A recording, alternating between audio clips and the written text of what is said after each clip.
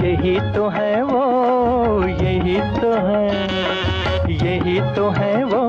ये गाना फिल्म में सिर्फ नायिका को रिझाने के लिए नहीं डाला गया था, बल्कि इसका एक और मकसद था, और वो मकसद था किशोर कुमार को चिढ़ाना। देखिए देखिए गौर से फिर देखिए, यही तो है वो। संगीतकार एस.टी. बर्मन ने इस काम में हेमंत कुमार को भी लगाया था।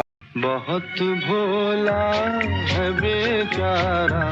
क्यों किया था संगीतकार एस.टी. बर्मन ने ऐसा, बताएंगे आपको, लेकिन पहले आप ये गाने सुन लीजिए, क्योंकि इन गानों का संबंध है उस इंटरेस्टिंग स्टोरी से जो हम आपको सुनाने जा रहे हैं। न तुम हमें जाने, न हम तुम्हें जाने, हम बेखुदी में तुम। नमस्कार, इस एपिसोड में हम बात करेंगे संगीतकार एस.टी. बर्मन की, मोहम्मद रफ़ी की, और इसकी कि कैसे संगीतकार एस.टी. बर्मन की वजह से देवानंद पर मोहम्मद रफ़ी की आवाज़ जमती चली गई।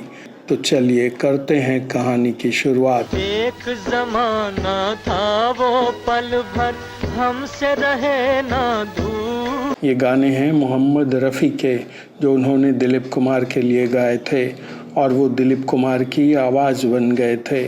फिर दिलीप कुमार के लिए गाने वाले सिंगर मोहम्मद रफ़ी ने कैसे देवानंद की काया पलट की, कैसे मोहम्मद रफ़ी की आवाज़ झक्की देवानंद से रोमांटिक देवानंद की आवाज़ बन गई। और हम क्या कहें खुद ही समझ लीजिए।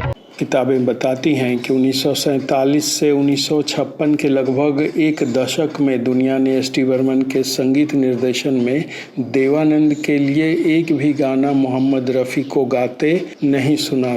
अचानक एक दिन दुनिया ने पर्दे पर देवानंद के लिए मोहम्मद रफ़ी की आवाज़ सुनी। कली के रूप में चली हो धूप में, कहा ओ आजा पंछी अकेला है। इन दो गानों में मोहम्मद रफ़ी के साथ हैं आशा भोसले।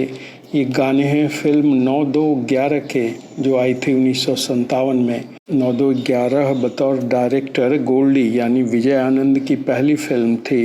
इस फिल्म में किशोर कुमार तो थे, लेकिन संगीतकार एस.टी. बर्मन को शक था कि उनके चहेते गायक किशोर कुमार उनकी फिल्म 9-2-11 में पूरे गाने गाएंगे। आखिर वही हुआ जिसका डर एस.टी. बर्मन को था। पहला बादल।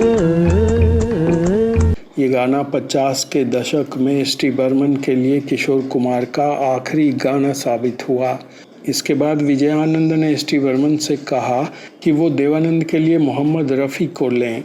आखिर क्या परेशानी थी किशोर कुमार को एस.टी. बर्मन के लिए गाने में? जानकार बताते हैं कि दरअसल उस समय किशोर कुमार अपने काम और अपनी निजी जिंदगी में बुरी तरह उलझे हुए थे। उस समय ज़्यादातर समय वो या तो शूटिंग के लिए स्टूडियो दौड़ लगा रहे होते या कोई फिल्म प्रोड्यूस कर रहे होते। दूसरे, उनकी निजी ज़िंदगी भी तब डवाडोल थी।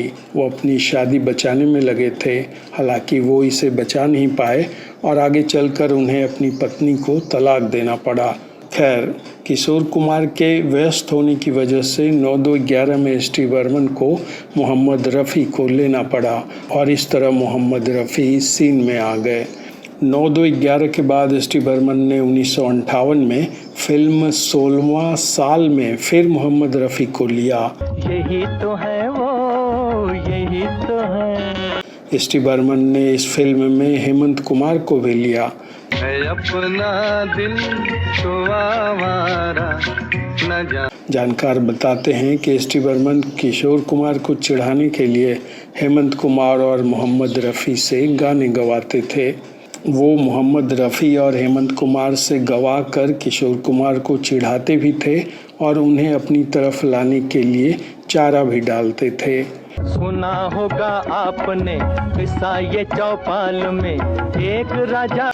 1958 में ही एस.टी. बर्मन ने एक और काम किया। फिल्म काला पानी में बस मोहम्मद रफ़ी को लिया और उनसे एक बेहद खूबसूरत गाना गवाया। चल गए हम बेखुदी में। इस गाने में दुनिया ने देखा कि देवानंद अपने बदले रूप में कितने जम रहे हैं और इस मेकओवर में मोहम्मद रफ़ी की आवाज़ उनके कितने काम आ रही है।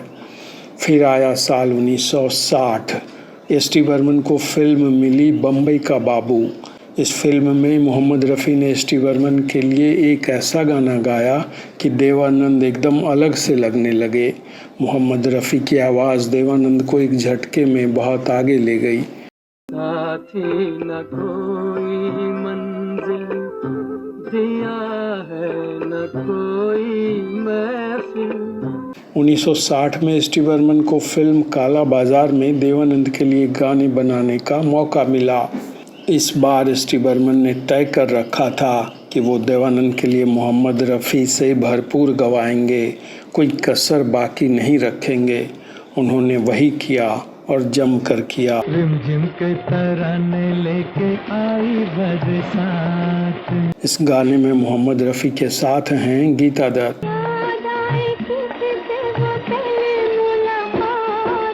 एस.टी. बर्मन ने 1962 में एक फिल्म की, नाम था बात एक रात की। इस फिल्म में उन्होंने देवानंद के लिए हेमंत कुमार से खूबसूरत गाना गवाया।